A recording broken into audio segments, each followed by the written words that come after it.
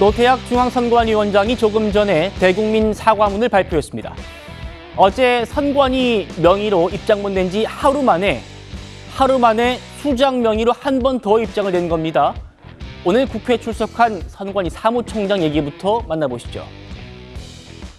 부정선거 관련한 음모론이 나왔는데 이런 토양을 선관위가 제공한 것이라고 생각하지 않습니까? 선거관리 부실로 인해서 이 의혹이 발생했다는 점에 대해서는 인정합니다. 그리고 그 부분에 대해서는 누차에 걸쳐서 저희들의 잘못에 대해서 사과를 드렸고 지금 역시 마찬가지 생각을 갖고 있습니다. 위반이 확인됐는데 이것은 복마전이라고 생각하지 않습니까? 저희는 기본적으로 감사원 감사 결과를 겸허하게 수용하는 그런 입장입니다만은 그 결과 보고서의 내용을 보시면 기본적으로 감사원은 저희 선거관리위원회를 헌법기관으로 보지 않고 특수한 행정기관임을 전제로 감사 결과를 낸 것 같습니다. 이런 사실이 적발됐는데 이게 전부 지금 헌법기관으로 보지 않은 결과라고 보십니까? 아닙니다. 그 부분에 대해서는 입이 10개가 있어도 저희가 그 변명을 해서는 안 되고 확실하게 잘못된 부분이고 이 부분은 이러한 비리들은 완전히 척결해야 되는 대상이라고 생각합니다. 그러니까 연정 의원님. 네. 부정선거 의혹의 토양을 선관위가 제공한 것 아니냐 이런 물음에 인정한다, 사과드린다 이런 선관위 전향적인 입장은 이번이 처음 나온 것 같습니다. 글쎄 말입니다. 선관위가 연이틀 걸쳐서 선관위 공식 입장과 또 선거관리위원장의 입장이 나오긴 했습니다만은 네. 글쎄요, 좀 신뢰가 좀 떨어지는 것 같습니다. 왜 그러냐 하면 이미 선관위는 몇 차례 사과한 바가 있습니다.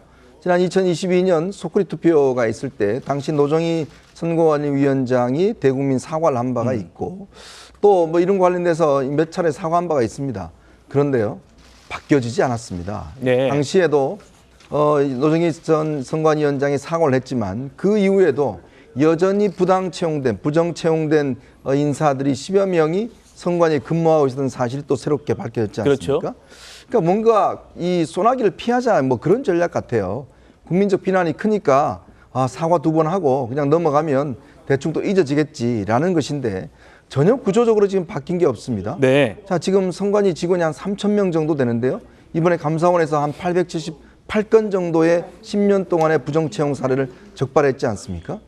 근데 여전히 그 사람들이 근무하고 있다는 거죠. 일부는.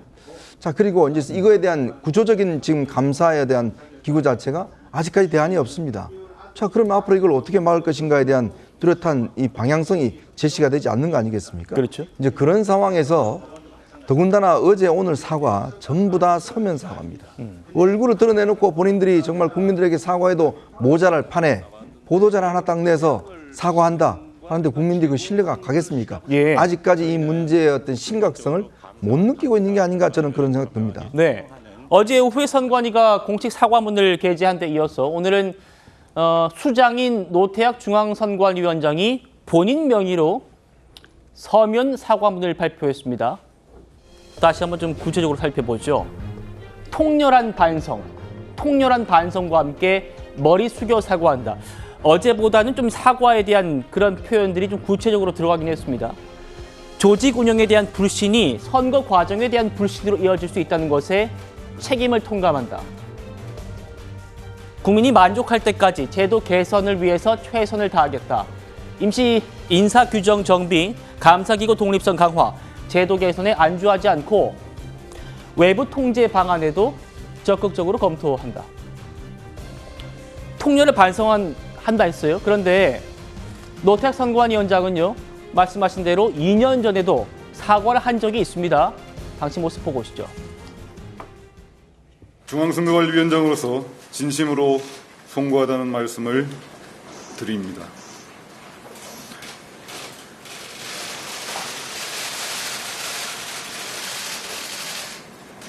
외부기관과 합동으로 전 현직 직원의 친족관계 전반에 대한 전수조사를 실시하겠습니다. 내부 비리에 대한 상시 감시와 견제를 위하여 외부 인사를 중심으로 하는 감사위원회를 도입하겠습니다. 김영주 의원님. 네. 전수조사한다, 감사위원회 도입한다. 다 어쨌든 자체적으로 뭔가 해결해 보겠다 이런 얘기였고 네. 오늘 나온 입장문이 2년 전과 달랐던 게 이제 외부 통제 방안 다시 보여주세요. 외부 통제 방안 이걸 지금 적극 검토하겠다 이 부분이 달라진 건데 네. 구체적으로는 어떻게 하겠다는 내용이 없어요. 그렇습니다.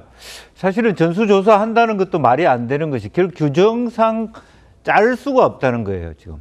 그러니까 행정 처분밖에 안 된다. 행정 처분이 뭡니까? 직무 배제시키는 게 고작입니다. 그렇다면 지금 우리가 원하는, 국민들이 원하는 것은 사실 채용 자체에 비리가 있는 사람들은 면직시키는 일이거든요. 물론 면직시킬 수 있는 방법이 없다. 지금 현재 규정상 규정이 없다. 이렇게 얘기를 하면 왜 전수조사를 합니까?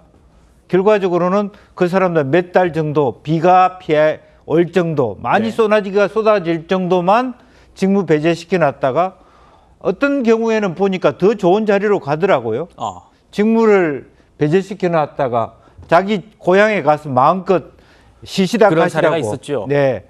그런 정도면 이게 솜방망이를 넘어서 사실은 짬짬이다. 그렇게 봐야 될 것 같습니다. 저는 이참에 지금 현재 말하자면 개헌을 통해서라도 더 이상 이게 외부 통제가 받지 않는, 그러니까 이것은 왜냐하면 선관위가 과거의 군부 독재 시절에 말하자면 대통령이나 무슨 특정한 권력이 선거를 부정할까 봐서 만들어 놓은 그런 규정에 너무 경도되어 있다. 그러면 지금은 사실은 뭐 블록체인이나 최근 여러 가지 선거 관리할 수 있는 최신 과학기술 장비를 통해서 인력들을 최소화할 수 있습니다. 어차피 선거관리 사무는 여야 참견단이 다 해요.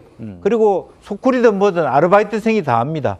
그리고 선거가 매년 있는 것도 아니라면 대폭적으로 저는 트럼프가 지금 딥스테이트, 즉 소위 말하는 그냥 오늘 아침에 의회에서 했던 그 연설에서도 나타나면 중앙 부처의 공무원들은 언제든지 해임할 수 있다. 이런 정도의 강력한 개혁이 필요한 거 아닌가. 네. 그런 생각이 듭니다. 네.